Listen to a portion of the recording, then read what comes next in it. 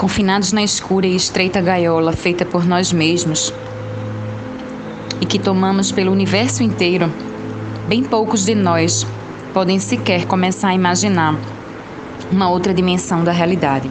Patru Rinpoche conta a história de uma velha rã que passou toda a sua vida num poço abafado e úmido, e um dia ela recebeu a visita de uma outra rã que vivia no mar. "De onde você vem?" perguntou a rã do poço. "Do grande oceano", a outra respondeu. "Que tamanho tem um oceano?" "É gigantesco. Mais ou menos um quarto do meu poço?" "Muito maior." "Maior? Você quer dizer metade?" "Não, muito maior, bem maior. Assim, do tamanho do poço, sem comparação." "Impossível. Tem que ser visto com meus próprios olhos." Puseram-se juntas a caminho. Quando a rã do poço viu o oceano, o choque foi tão grande, que sua cabeça explodiu em pedaços. A maior parte das minhas lembranças da infância no Tibete se apagaram, mas 2 momentos ficarão para sempre comigo. São aqueles em que meu mestre, Jamyang Khyentse, me introduziu à natureza essencial, original e mais profunda da minha mente.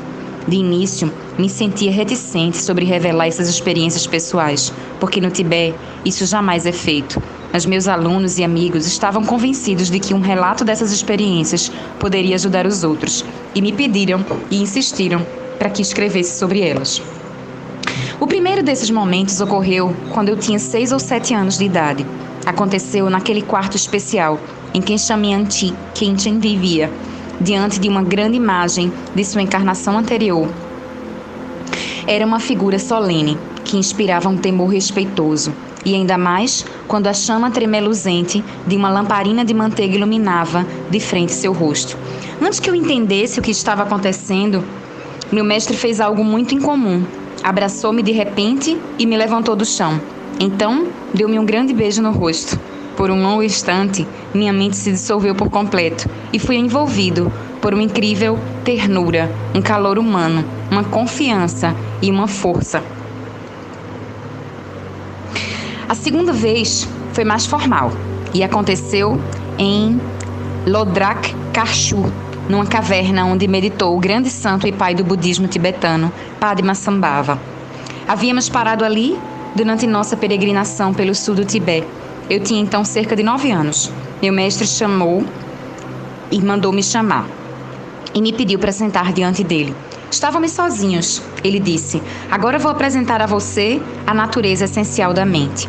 Tomando seu sino e o pequeno tambor na mão, cantou a invocação de todos os mestres da linhagem do Buda primordial ao seu próprio mestre. Então, realizou a apresentação, mas de repente jogou-me uma pergunta sem resposta. "O que é a mente?" E olhou fixo no fundo dos meus olhos. Fui tomado totalmente de surpresa. Minha mente se estilhaçou. Nem palavras, nem nomes, nem pensamento restavam. Na verdade, nem a própria mente. O que aconteceu nesse momento espantoso? Os pensamentos passados haviam morrido. O futuro ainda não havia surgido. A corrente de pensamentos foi inteiramente cortada. Nesse puro choque, abriu-se uma brecha. E nessa brecha, desvelou-se uma consciência cabal e imediata do presente, livre de qualquer apego. Era simples, desnuda e fundamental. E, no entanto, essa simplicidade desnuda irradiava também o calor de uma compaixão imensa. Quantas coisas eu poderia dizer sobre aquele momento? Meu mestre aparentemente estava fazendo uma pergunta, porém eu sabia que não esperava uma resposta. E antes que eu pudesse procurar por uma, já sabia que não havia nenhuma a encontrar. Sentei-me, estupefado e maravilhado, enquanto uma certeza profunda e luminosa, que nunca havia sentido antes, emergia dentro de mim. Meu mestre perguntara: "Que é a mente?" E naquele instante senti que era quase como se todo mundo soubesse que não existia essa coisa chamada mente. E eu fosse o último a descobrir. Como me pareceu então ridículo até mesmo procurar pela mente. A introdução feita pelo meu mestre plantou uma semente lá no fundo, dentro de mim. Mais tarde, vim a saber que esse era o método de introdução, de apresentação empregado em nossa linhagem. Não saber disso naquele momento fez com que tudo acontecesse de modo completamente inesperado e assim mais espantoso e intenso. Na nossa tradição, dizemos que 3 autenticidades precisam estar presentes para que a natureza da mente nos seja apresentada. a bênção de um mestre autêntico, a devoção de um aluno autêntico e a linhagem autêntica do método de apresentação. O presidente dos Estados Unidos não pode introduzi-lo à natureza da sua mente, nem pode fazê-lo seu pai ou sua mãe. Não importa quão poderoso alguém possa ser, ou quanto esse alguém ame você, a natureza da mente só pode ser apresentada por alguém que a tenha realizado por inteiro e que traga consigo a bênção e a experiência da linhagem. E você, aluno, precisa encontrar e constantemente alimentar a abertura, a amplitude de visão, a disposição, o entusiasmo e a reverência que mudarão toda a atmosfera de sua mente e o farão receptivo àquela apresentação. É isso que queremos dizer com devoção. Sem ela, o mestre pode fazer a introdução, mas o aluno não a reconhecerá. A introdução à natureza da mente só é possível quando ambos, mestre e discípulo, entram juntos nessa experiência. Somente nesse encontro de mentes e corações, o aluno obterá a realização. O método é também de importância crucial. É exatamente o mesmo método que foi usado e testado por milhares de anos e que possibilitou que os próprios mestres do passado obtivessem a realização. Quando meu mestre me deu a introdução de modo tão espontâneo e em tão tenra idade, fez algo muito fora do comum. Via de regra, isso acontece muito mais tarde, quando o discípulo já passou pelo treinamento preliminar de práticas de meditação e purificação. É isso que amadurece e abre o coração e a mente do aluno para a compreensão direta da verdade. Então, naquele poderoso momento de introdução, o mestre, ele ou ela, pode dirigir sua realização da natureza da mente, o que chamamos de mente de sabedoria do mestre, para a mente do aluno, agora verdadeiramente receptivo. O mestre está fazendo nada menos que introduzir o aluno àquilo que o Buda realmente é. Em outras palavras, despertando-o para a presença viva da iluminação que está dentro de nós. Nessa experiência, o Buda, a natureza da mente e a mente da sabedoria do mestre fundamentam-se em e se revelam como uma coisa só. O discípulo reconhece então, num arrobo de gratidão e sem qualquer sombra de dúvida, que não há, nunca houve e nem poderia haver qualquer separação entre aluno e mestre, entre a mente da sabedoria do mestre e a natureza da mente do aluno. Dumjong Rinpoche, em sua famosa declaração de realização, escreveu: com a pura consciência do aqui e agora, é o verdadeiro Buda, na abertura e no contentamento, encontrei o Lama em meu coração. Quando percebemos que essa infinitamente natural é a própria natureza do Lama, então já não há mais necessidade de preces cheias de apego, avidez e lágrimas, e nem de queixas artificiais. Relaxando simplesmente nesse estado incogitado, aberto e natural, conseguimos a bênção da autoliberação, sem intenção de tudo que surge. Quando você reconhece inteiramente que a natureza da sua mente é a mesma que a de um mestre, ele e você não se separam mais, porque o mestre é um com a natureza da mente do discípulo, sempre presente, tal como é. Lembra-se de Lama Titsen, que vi morrer quando eu era criança? Quando lhe deram a oportunidade de ter o seu mestre fisicamente junto ao seu leito de morte, e disse, com o mestre não há isso de distância. Quando você, como Lama Titsen, reconhece que o mestre e você são inseparáveis, uma imensa gratidão, assombro e deferência nascem no seu íntimo. Dumjong Rinpoche chama isso de a homenagem da visão. É a devoção que brota espontaneamente ao perceber a visão da natureza da mente.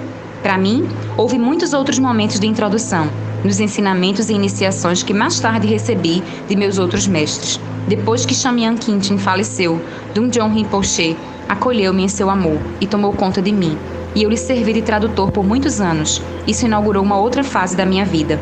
Dumjong Rinpoche era mestre místico dos mais famosos do Tibete, além de renomado erudito e escritor. Meu mestre, Jamyang Khinchen, costumava falar sobre quão maravilhoso era Dumjong Rinpoche como mestre, lembrando que ele era o representante vivo de Padmasambhava nesta era. Assim, embora não nos conhecêssemos pessoalmente e eu não tivesse experiência do seu ensinamento, tinha um profundo respeito por ele. Um dia, depois da morte de meu mestre, quando eu tinha 20 e poucos anos, fiz uma visita de cortesia a Dumjong Rinpoche na casa de Kalimpong, numa estação montanhosa dos Himalaias. Quando cheguei, vi que uma das suas primeiras alunas americanas estava lá, recebendo alguma introdução. Na ocasião, ela estava muito frustrada porque não havia ali um tradutor de inglês bom o bastante para lhe traduzir os ensinamentos sobre a natureza da mente. Quando me viu entrar, ele disse: "Ah, você está aqui, que bom. Pode traduzir para ela?" Então sentei-me e comecei a traduzir. De uma só vez, por 1 hora inteira, ele me deu um ensinamento notável, um ensinamento que abrangia tudo. Eu estava tão comovido e inspirado que rolaram lágrimas dos meus olhos. Percebi que isso era o que Jamyang Khinchen tinha querido dizer. Imediatamente após, pedi a Dum Jong Rinpoche que me desse ensinamentos. Ir para sua casa toda tarde e passava várias horas com ele. O mestre era pequenino, com um belo e delicado rosto, mãos refinadas e uma presença muito gentil, quase feminina. Mantinha seu cabelo longo e preso, num coque como de um yogi, e seus olhos sempre brilhavam de secreto entretenimento. Sua voz parecia da própria compaixão, suave e um pouco rouca. Dum Jong Rinpoche sentava-se num banco baixo, coberto com um tapete tibetano, e eu me sentava logo abaixo dele. Vou sempre me lembrar dele sentado ali, com os últimos raios do sol de tarde entrando pela janela em suas costas. Então, um dia, quando estava recebendo seu ensinamento e praticando com ele, vivia a mais surpreendente das experiências. Tudo que eu ouvira nos ensinamentos parecia estar acontecendo comigo. Era como se todos os fenômenos materiais em torno de nós se dissolvessem. Excitado, gaguejei: "Rinpoche, Rinpoche, está acontecendo." Nunca vou me esquecer do olhar de compaixão no seu rosto, quando ele se inclinou em minha direção e me disse: está bem, não fique tão entusiasmado, afinal, não é bom nem mal."